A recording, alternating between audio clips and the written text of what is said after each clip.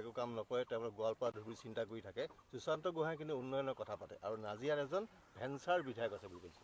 মানে মই এটা কথা, অসমৰ মুখ্যমন্ত্ৰীৰ কথাবিলাক আজিকালি একেবাৰে পাতল, উতনুৱা, উদণ্ড আৰু যিটো লাফাংগা বুলি কওঁ আমি, লাফাংগা ডেকা ল'ৰা যে থাকে, য'তে ত'তে আড্ডা দি এনেই ভ্ৰুংকৈ মটৰচাইকেলখন চলাই নিয়ে যে কিছুমান ডেকা ল'ৰা থাকে, তেনেকুৱা লাফাংগা মানুহৰ নিচিনা হৈ গৈছে আজিকালি মুখ্যমন্ত্ৰীৰ কথাবোৰ। মোক এটা কথা আপোনালোকে নিজে কওকচোন, যে অসমত আজি অসমৰ মুখ্যমন্ত্ৰীয়ে আটাইতকৈ ডাঙৰ যিকেইটা এচিভমেণ্ট বুলি কয়, তাৰ ভিতৰত দ্বিতীয় আটাইতকৈ ডাঙৰ এচিভমেণ্টটোক তেওঁ কয় যে ৰংঘৰ প্ৰকল্প। এইটো কাৰ সমষ্টিত হৈছে? ৰংঘৰ প্ৰকল্প সেইটো কাৰ সমষ্টিত হৈছে? 142 কোটি টকাৰে। এইটোতো মই বাধ্য কৰালোঁ ন তেওঁক দিবৰ কাৰণে।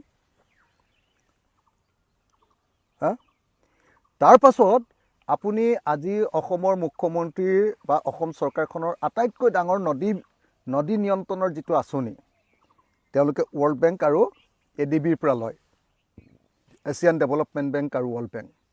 মোৰ নিজৰ সমষ্টিৰ 11 কিলোমিটাৰ মথাউৰি বন্ধাবৰ কাৰণে আৰু গোটেই নদী নিয়ন্ত্ৰণটো কৰিবৰ কাৰণে মই 200 কোটি টকাৰ প্ৰজেক্ট ল'লোঁ, এছিয়ান ডেভেলপমেণ্ট বেংক।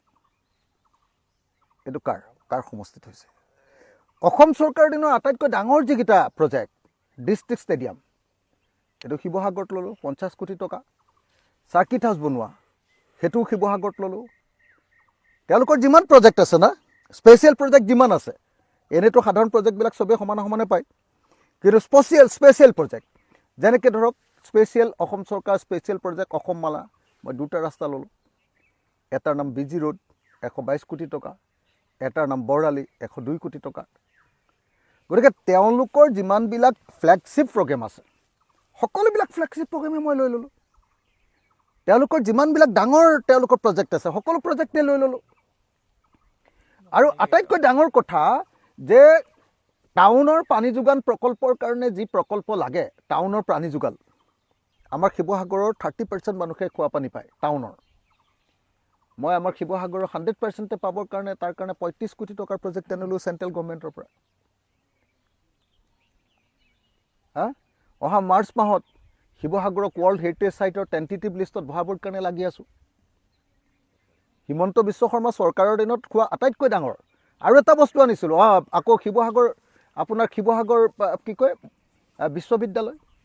বিশ্ববিদ্যালয় বনোৱাটো তেওঁলোকৰ ডাঙৰ প্ৰজেক্ট, সেইটোও ল'লোঁ।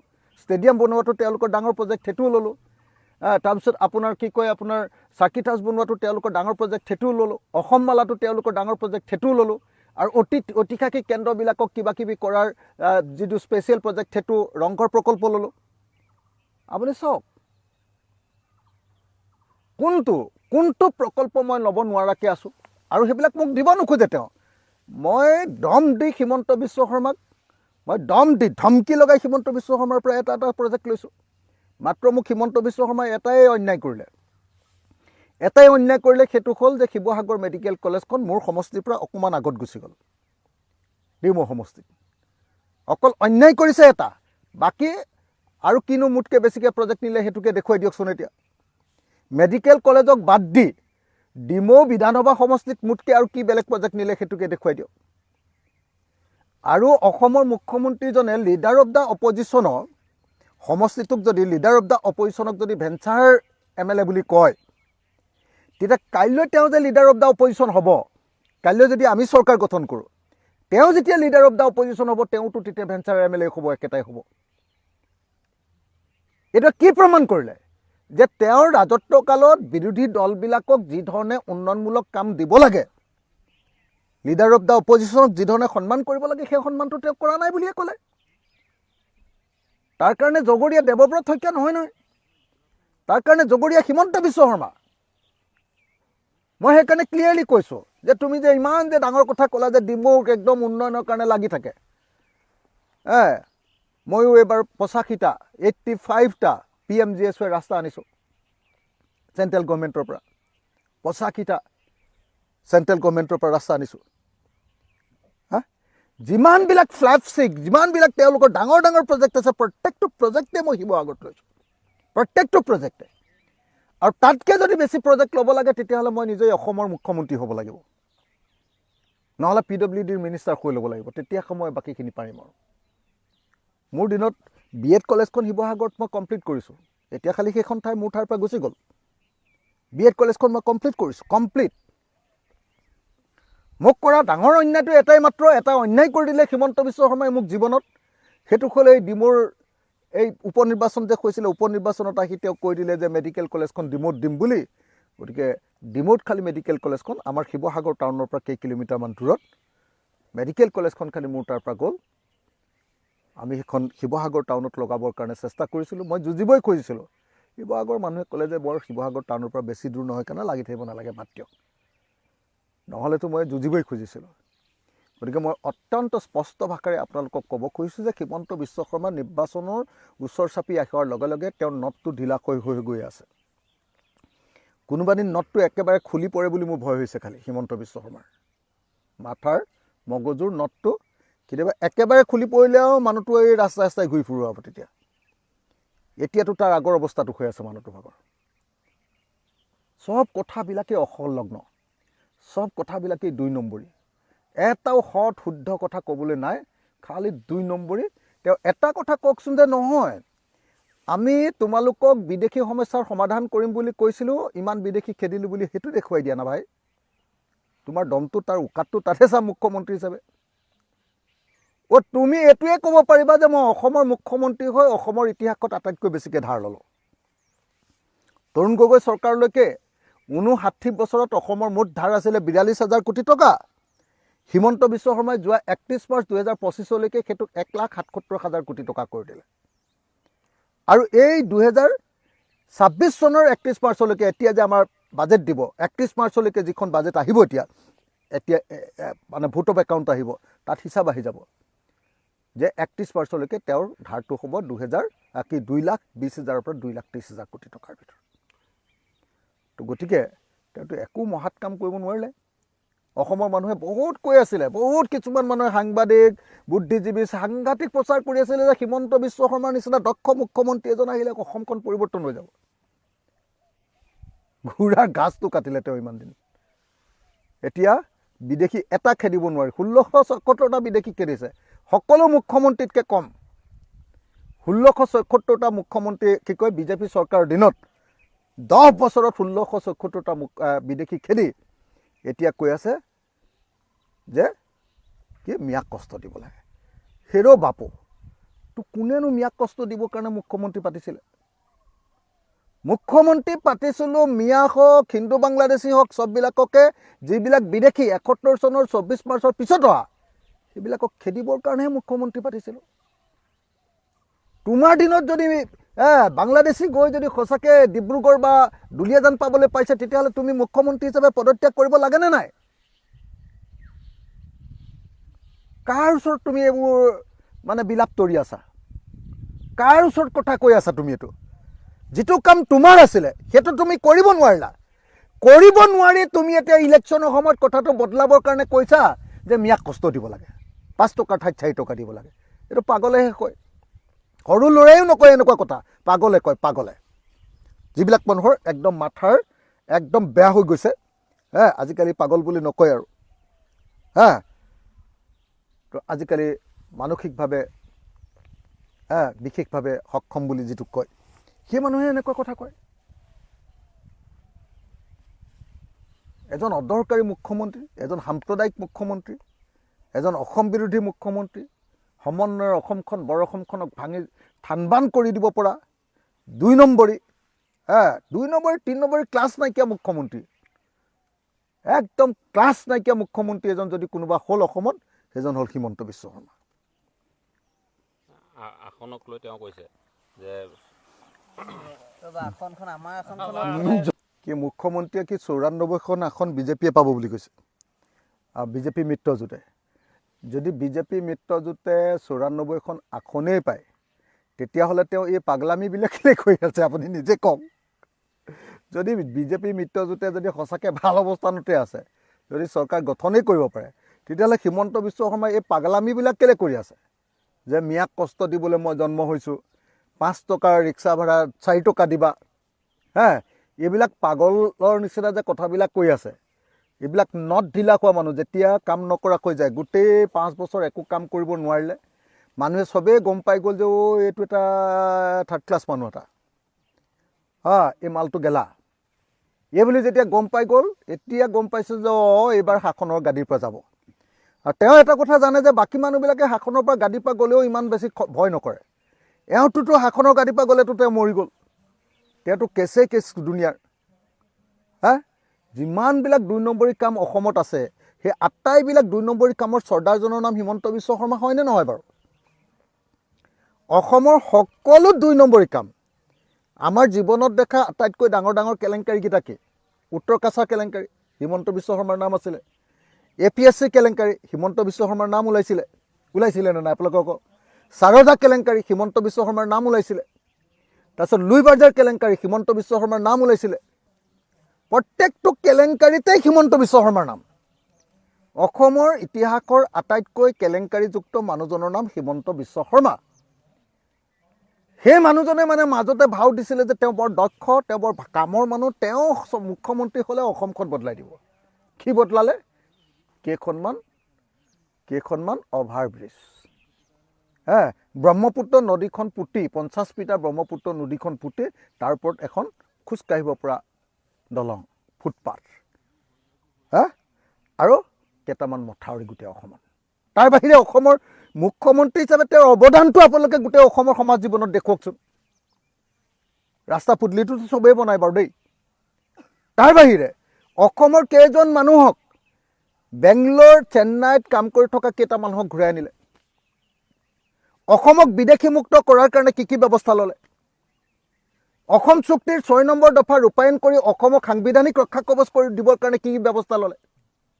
6 জনগোষ্ঠীৰ জনজাতিকৰণ কৰিবৰ কাৰণে কি ব্যৱস্থা ল'লে? আপোনালোকে নিজে কওকচোন। মৌলিক যিকেইটা প্ৰশ্ন অসমৰ মানুহৰ, বানপানী সমস্যাৰ স্থায়ী সমাধানৰ কাৰণে মথাউৰি কেইটামান বনাইছে। অকল মথাউৰিয়েতো আৰু বানপানী সমস্যাৰ স্থায়ী সমাধান নকৰে। অসমৰ বানপানী সমস্যাৰ সমাধান, বানমুক্ত অসম, নিবনুৱামুক্ত অসম গঠন কৰিবৰ কাৰণে এটা ইণ্ডাষ্ট্ৰী, যি এটা ইণ্ডাষ্ট্ৰী আনিছে, একদম গোটেই পৃথিৱীখন ফুকাই ফুৰিছে। বোলে আমাৰ তালৈ ছেমি কণ্ডাক্টৰ ইণ্ডাষ্ট্ৰী আহি গ'ল, ছেমি কণ্ডাক্টৰ ইণ্ডাষ্ট্ৰী আহি গ'ল। সেইটো ছেমি কণ্ডাক্টৰ ইণ্ডাষ্ট্ৰী 27,000 কোটি টকাৰ, 15,000 চেণ্ট্ৰেল গভৰ্ণমেণ্টে দিলে, 5,000 অসম চৰকাৰে দিলে, 20,000 কোটি টকা আমি দিলোঁ। আকৌ টাটাক আমি 700 বিঘা মাটি 1 টকাত দি 700 টকাত 700 বিঘা মাটি দিলোঁ, 10 কোটি টকীয়া মাটি 1 বিঘাত। আৰু কি দিলোঁ? আৰু তাৰপাছত কি দিলোঁ? এই আটাইবিলাক দি আকৌ বেংকৰ পৰা ধাৰ দিলোঁ। ভাৰত চৰকাৰে বেংকৰ পৰা টাটাক ধাৰ দিলে 7,000 কোটি টকা। টাটাই নিজৰ পিনৰ পৰা খৰচ কৰিলেহেঁতেন 7,000 কোটি টকা, সেইটো আকৌ বেংকৰ পৰাই ধাৰ। গোটেইবিলাক দিলোঁ বস্তু আমি, মাটি দিলোঁ, পইচা দিলোঁ, চব দিলোঁ, বেংকৰ ধাৰ দিলোঁ, মালিকটো টাটা।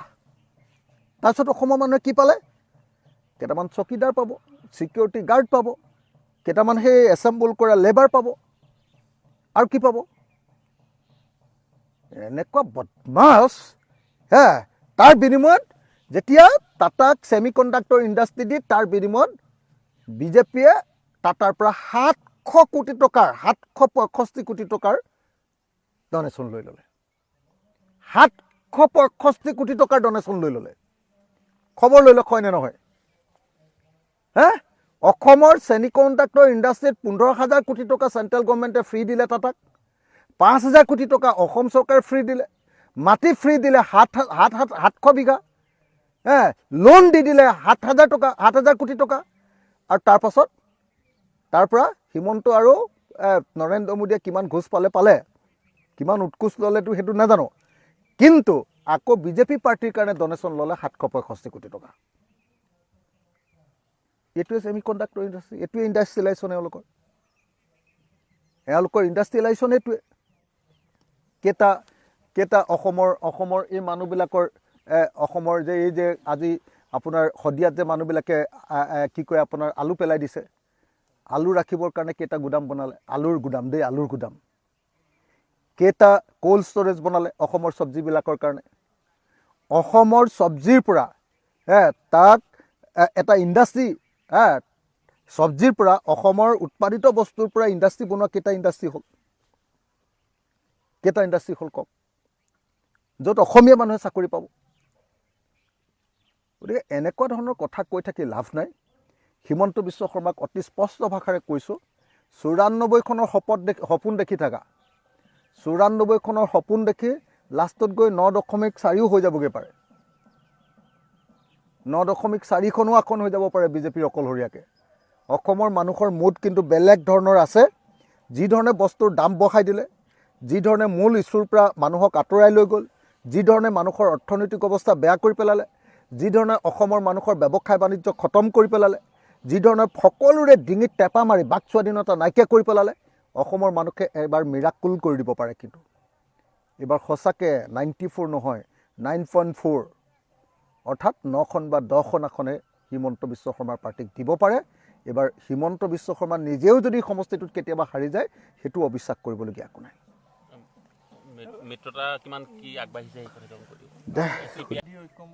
ঐক্যমঞ্চৰ CPI দলে 7খন আসনৰ ঘোষণা কৰিছে মানে CPI 7খন আসন বিচাৰিছে হা 7খন আসন বিচাৰিছে তাৰ ভিতৰত কেইখন পায় সেইটোতো আলোচনাৰ মজিয়াত হ'ব ঠিক তেনেকৈ CPI MAও বিচাৰিছে 9খন নে কিমানখন বিচাৰিছে মই নাজানো 6খন নে 9খন বুলি মোক কৈছিলে আমাৰ মনোৰঞ্জন দাই তেওঁলোকেও বিচাৰিছে CPI MLও 5খন নে 4খন বিচাৰিছে 6খনে বিচাৰিছে হপায় CPI MLও তাৰপিছত জাতীয় পৰিষদেও বিচাৰিছে তাৰপাছত APHLCও বিচাৰিছে তাৰপিছত ৰাইজৰ দলেও বিচাৰিছোঁ এই আটাইবিলাকে আমি বিচাৰিছোঁ কিন্তু এতিয়ালৈকে কোনেও কোৱা নাই যে আমি অকলশৰীয়াকৈ খেলিম CPI কোৱা নাই CPI খালি কৈছে যে আমি এইকেইখন বিচাৰিছোঁ CPI দলে কৈছে যে আমি 7খন বিচাৰিছোঁ তেওঁলোকে মোৰ সমষ্টিটোও বিচাৰিছে তেওঁলোকে নাজিৰা সমষ্টিও বিচাৰিছে বিচৰাটোতো কাৰো আপত্তি থাকিব নোৱাৰে বিচাৰিবই নহয় জানো চবেই বিচাৰিব এতিয়া আলোচনাৰ মজিদি কাৰ কেনেকুৱা গণভিত্তি আছে কোনখন সমষ্টিত সঁচাকৈ তেওঁলোকে জিকিব পৰাৰ চান্স আছে সেই মানুহজনে ডেফিনেটলি ছিটটো পাব মিত্ৰতা কিমান আগবাঢ়িছে আপোনালোকৰ 31 তাৰিখ মিত্ৰতা তাৰমানে মিত্ৰতা বৰ বেছি আগবঢ়া নাই কালি আমি শেষবাৰৰ কাৰণে একদম ফাইনেল লিষ্টখন কংগ্ৰেছক দিছোঁ ফাইনেল লিষ্টখন একেবাৰে সৰু লিষ্ট এখন কালি ফাইনেল সৰু লিষ্ট এখন কালি আমাক দেৱব্ৰত শইকীয়া ডাঙৰীয়াই বিচাৰিছিলে আমাৰ হৈ আলোচনাৰ গোটেই কাৰবাৰটো চলাই থকা ৰাছেল হুছেইন আৰু ভাস্কুদি শইকীয়াই কালি ফাইনেল আমাৰ যিখন তালিকা সেই তালিকাখন কালিৰ দিনটোত আমাৰ পৰা লৈছে আৰু কালিৰ দিনটোত লৈ আমি বাৰম্বাৰ তেওঁলোকক কৈছোঁ যে 31 জানুৱাৰী তাৰিখৰ ভিতৰত আমাৰ এলায়েন্সটো শেষ কৰি দিব লাগে কাৰণ আপোনালোকে সকলোৱে জানে যে বিৰোধী পক্ষই নিৰ্বাচন খেলিবৰ কাৰণে প্ৰস্তুতি অলপ বেছি দীঘলীয়াকৈ কৰিবলগীয়া হয় বিৰোধী পক্ষৰ হাতত পইচা নাথাকে বিৰোধী পক্ষৰ হাতত সাধাৰণতে ইলেকশ্যনৰ সময়তহে মানুহবিলাক আহে তাৰ আগলৈকে চৰকাৰৰ কাৰণে ভয় কৰি আঁতৰি থাকে গতিকে এই সময়ত মানুহখিনি পলিটিকেল হয় এই সময়ত মানুহখিনিক আমি ঐক্যবদ্ধ কৰিব পাৰোঁ কিন্তু একেবাৰে মূৰামূৰি সময়লৈ গ'লে বিজেপিৰ নিচিনা সংগঠন থকা পাৰ্টি যিবিলাক সেই পাৰ্টিবিলাকৰ লগত যুঁজ দিয়াটো কঠিন হৈ পৰিব সেইকাৰণে মই বাৰম্বাৰ কৈছোঁ আপোনালোকক এটা বস্তু মনত ৰাখিব দেই বিৰোধী ঐক্যমঞ্চটোৱে মেজিকৰ নিচিনাকৈ কাম কৰিব বিৰোধী ঐক্যমঞ্চই এইবাৰ বিজেপিক ধোঁৱা কোৱা দেখুৱাই দিব আপোনালোকে নিজে চাব হয় নে নহয় ধোঁৱা কোৱা দেখি যোৱা বুলি যে কয় অসমীয়াত তাতকৈও এটা ভাল শব্দ আছে সৰিয়হ ফুল দেখা বুলি এইবাৰ বিজেপি আৰু NDA অসমত বিৰোধী ঐক্যমঞ্চৰ ওচৰত সৰিয়হ ফুল দেখি যাব আপোনালোকে নিজে চাব অসমৰ মানুহে সঁচাকৈ বিজেপিক বেয়া পাইছে আৰু বিজেপিক যিমান বেয়া পাইছে তাতকৈও বেছি বেয়া পাইছে হিমন্ত বিশ্ব শৰ্মাক এই মানুহজনে অসমৰ মুখ্যমন্ত্ৰীৰ আসনখনক একেবাৰে লঘু কৰি পেলালে এই মানুহটোক উফৰাবৰ কাৰণে অসমৰ মানুহ পুৰা সাজু হৈছে কিন্তু আমি বিৰোধী দলে যিমান সোনকালে আমাৰ ঐক্যমঞ্চটো শেষ কৰিব লাগিছিলে আমাৰ চিট বিতৰণ কৰি শেষ কৰি দিব লাগিছিলে সেই চিট বিতৰণ কৰি কৰি দিয়া কামটো এতিয়ালৈকে কৰিব পৰা নাই আমি সেইকাৰণে ৰাইজৰ দলে বাৰম্বাৰ কৈ আছোঁ CPI দলেও আচলতে অধৈৰ্য হৈ লাষ্টত 7খন আসন ঘোষণা কৰি দিছে ঘোষণা কৰি দিয়াৰ প্ৰশ্ন নাছিলে আমাৰ দলেহে কৈ থৈছিলোঁ যে 31 জানুৱাৰীলৈকে যদি আমাৰ এলায়েন্সটো নহয় তেতিয়াহ'লে আৰু আমি আসনখিনি ঘোষণা কৰি দিম যে আমি এইকেইখন আসন বিচাৰিছোঁ মাত্ৰ এইকেইখন আসন বিচাৰিছোঁ এইকেইখন আসনতো আমাক ফাইনেল কৰি দিয়া নাই আমি সেইটোহে কৰি দিম এনেকুৱা নহয় যে আমি এইকেইখনত খেলিমেই বুলি আমি আসন ঘোষণা কৰি দিম সেইটোও কোৱা নাই আমি ঘোষণা কৰি দিম যে আমি আচলতে বহুত দিন ধৰি লাগি আছোঁ কংগ্ৰেছৰ লগত, বিৰোধী ঐক্যমঞ্চৰ লগত। তেওঁলোকক সোনকালে শেষ কৰিবলৈ কৈছোঁ, কিন্তু তেওঁলোকে সোনকালে শেষ কৰি দিয়া নাই। আমাৰ দিগদাৰ হৈছে, আমি সংগঠন কৰিব পৰা নাই। মই গোটেই অসম ঘূৰি ফুৰিবলগীয়া হৈছে। যেতিয়া মই কনফাৰ্ম হৈ যাম যে এইকেইটা চিটতে আমি খেলিব পাৰিম, তেতিয়া গোটেই অসম মই ঘূৰি নুফুৰোঁ, আমাৰ সমষ্টিকেইটাত মই কনচেনট্ৰেট কৰিম। সেই কনচেনট্ৰেশ্যনটোৰ কাৰণে আমি বিৰোধী ঐক্যমঞ্চটো সোনকালে হোৱাটো বিচাৰিছোঁ। গৌৰৱ গগৈৰ বিষয়টো কিন্তু কংগ্ৰেছে দেৰি কৰি আছে, সঁচাকৈ দেৰি কৰিছে। গৌৰৱ গগৈৰ বিষয়টো আগ্ৰহী দেখুওৱা নাই নেকি আচলতে, বা কি ধৰণে তৎপৰতাৰ মানে মই গৌৰৱ গগৈ দেখুওৱা নাই নে অন্য কোনোবাই দেখুওৱা নাই সেইটো নাজানো, কিন্তু সামগ্ৰিকভাৱে এইটো কথা সঁচা যে আমি সোনকালে বিৰোধী পক্ষই আলোচনাত বহি লৈ গোটেই কথাটোৰ মীমাংসা কৰিব লাগিছিলে। একদিন আমাৰ সমষ্টিৰ ক্ষেত্ৰত মাত্ৰ এটা দিনৰ কাৰণে আমি দেৱব্ৰত শইকীয়া, গৌৰৱ গগৈ আৰু আপোনাৰ কি সিং বুলি কয় আমাৰ কংগ্ৰেছ দলৰ তত্ত্বাৱধায়ক জিতেন্দ্ৰ সিং ডাঙৰীয়া, গৌৰৱ গগৈ, দেৱব্ৰত শইকীয়াৰ লগত মই আৰু আমাৰ দলৰ 3জন যদি গৈ 2 ঘণ্টা কথা পাতোঁ, 2 ঘণ্টাৰ ভিতৰতে গোটেই তালিকা ফিনিছ হৈ আহিব।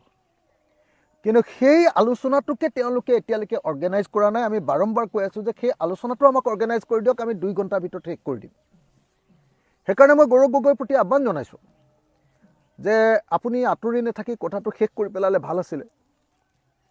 সোনকালে আলোচনাত বহি মূলতঃ 3জন মানুহ বহি দিলে 1 ছেকেণ্ডত শেষ হৈ যায়। আৰু যদি সেইটো নহয়, অকল গৌৰৱ গগৈয়ে যদি পায়, তেতিয়াহ'লে গৌৰৱ গগৈৰ লগত যদি 1 ঘণ্টা বা আধা ঘণ্টা বহি দিওঁ, আমাৰ তালিকা মই কৈছোঁ নহয় লগে লগে শেষ। আৰু আলোচনাত ওলাইও আহিলোঁ, আমাৰ হেৰিও শেষ হৈ গ'ল। কাৰণ আমিতো বেছি ছিট বিচৰাই নাই ন, কম ছিট বিচাৰিছোঁ। খালি সেই ছিটকেইটা কনফাৰ্ম কৰি ল'লে আমি তাত কনচেনট্ৰেশ্যন দিব পাৰোঁ।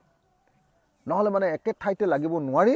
এতিয়া গৈ গোটেই অসমত ঘূৰি ফুৰিছোঁ, মানুহেও কৈছে এই মিয়া সমষ্টিত ঘূৰি ফুৰিছে, এইবিলাক কৈ আছে। অথচ আমি গোটেই অসমৰ চাৰিওফালে ঘূৰি ফুৰিছোঁ।